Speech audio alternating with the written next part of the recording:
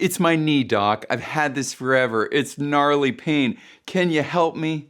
Well, with this machine, the Piezowave, I just grin and I say, hey, let's crank back time on your knee. With patellar tendinitis or jumper's knee, what happens is, here's the patella, the kneecap. This part of the tendon where it connects to the patella, or right here where it connects with the tibia, is in pain. It can also radiate, cause some muscle spasms in the back of the knee, but that's generally where it is. When you run, you jump, you pivot, what happens is there's little micro tears in there, and you have these things called tenocytes, and they work with the chondrocytes, and then they create new collagen, and they get the load tolerance level of your knee, of that tendon, much better, right? Even the neurological connection to that tendon is greater. Tendons can actually increase in strength just like muscles. It's amazing.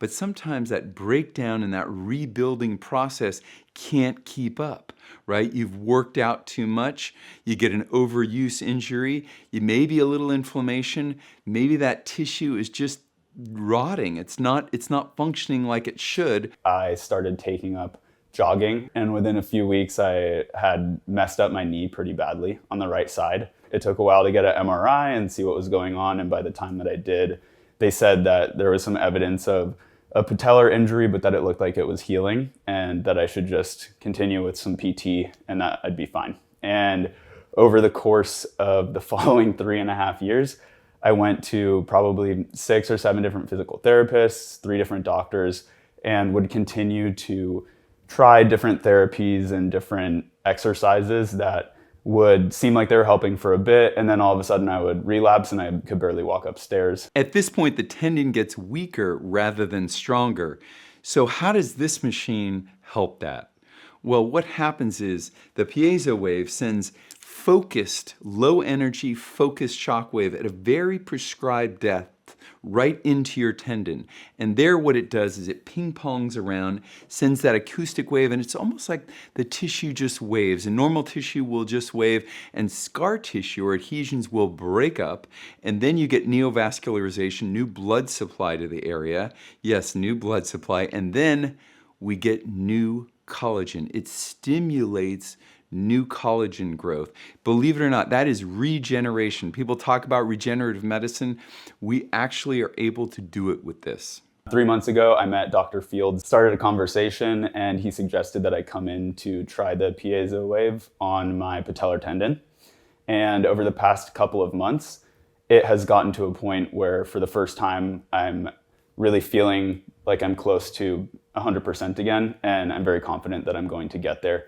During the first few visits, it definitely flared up the tendinitis, so I was feeling a little bit of pain at times. I wasn't sure which direction it was going, but once we got to a few more visits after that, I really started to feel the difference, and now I'm back in the gym doing my old exercises, feeling good again, and really excited to see where it goes in the next couple months as the benefits continue to be felt. So what about getting a cortisone injection? That seems easy enough. In fact, it decreases the inflammation, might reduce the pain. But what about that cortisone injection? There's a Hippocratic oath. It says primum non nocere in Latin, which means first do no harm.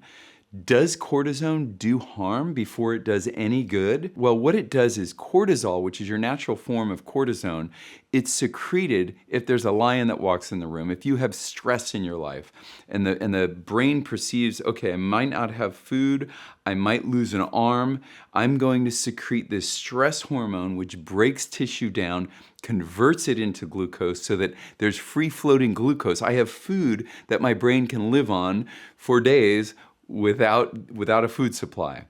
So what it does is it goes into your tissues and it breaks things down. It literally will stop what's called osteoblastic activity, which is bone creating cells. It'll increase osteoclastic activity, which is bone eating cells. So literally one of the side effects is osteoporosis.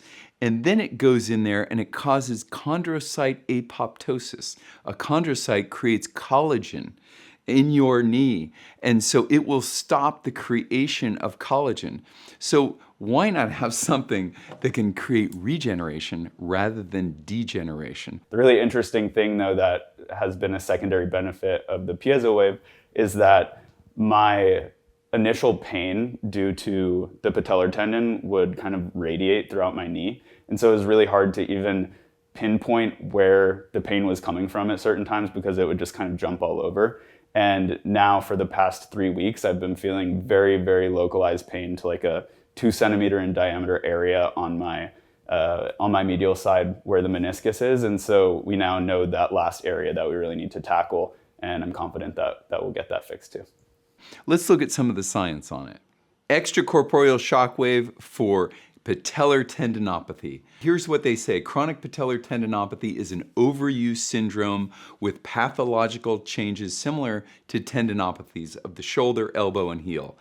Extracorporeal shockwave was shown to be effective in many tendinopathies. Patients in the control group were treated with conservative treatments including non-steroidal anti-inflammatory drugs, physiotherapy, an exercise program, and the use of a knee strap. Your typical decent protocol, but let's see the difference. At the 2 to 3 year follow-up, I love those long follow-ups. Let's really see how these people are doing. The overall results for the ESWT group were 43% excellent, 47% good, 10% fair, and none poor.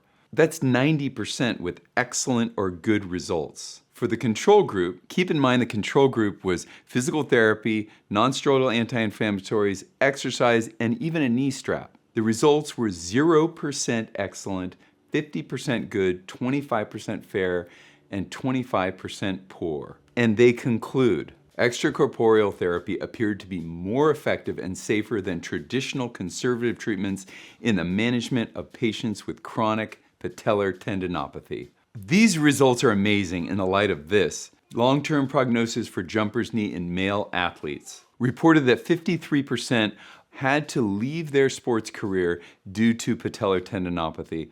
I mean, let's save your sport. Come on now. But what about doing this right in the middle of the season? Extracorporeal shockwave therapy in the management of sports medicine injuries.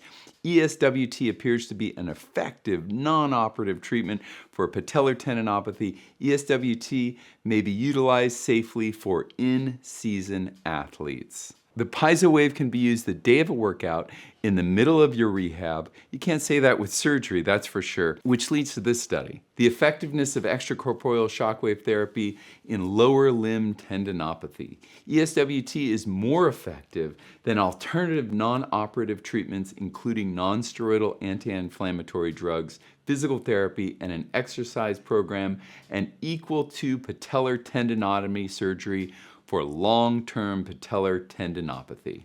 And they looked at these subjects for 24 months. It's absolutely wonderful. The tendinotomy is an option. However, you're laid up. You're laid up for a few months with the tendinotomy surgery. And one of the side effects of a tendinotomy surgery is more scar tissue.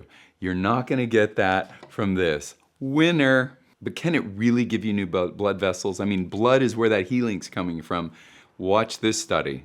Shockwave therapy induces the ingrowth of neovascularization associated with early release of angiogenesis-related markers at the Achilles tendon bone junction in rabbits. The neovascularization may play a role to improve blood supply and tissue regeneration at the tendon bone junction. Did you hear that? Tissue regeneration. It's mind-boggling. First time I read an article, I was like, nah, there's no way. Tissue regeneration, but it's happening. I would definitely tell somebody who has been dealing with either a new injury or a long-term injury like mine that this is definitely worth a try. So much so that for my mom's birthday this year, I actually bought her a couple of visits to Dr. Fields because she has arthritis in her hands from knitting so much, and she's going to be booking her appointment soon, but I'm pretty confident that she'll have a good result there. Realize the jumper's knee is also going to take a solid home care program. We're going to get you stretching, get you strengthening and increasing the load tolerance levels of that tendon, maximizing your biomechanics, and really partnering up and getting your knee dialed in. Let's make that happen.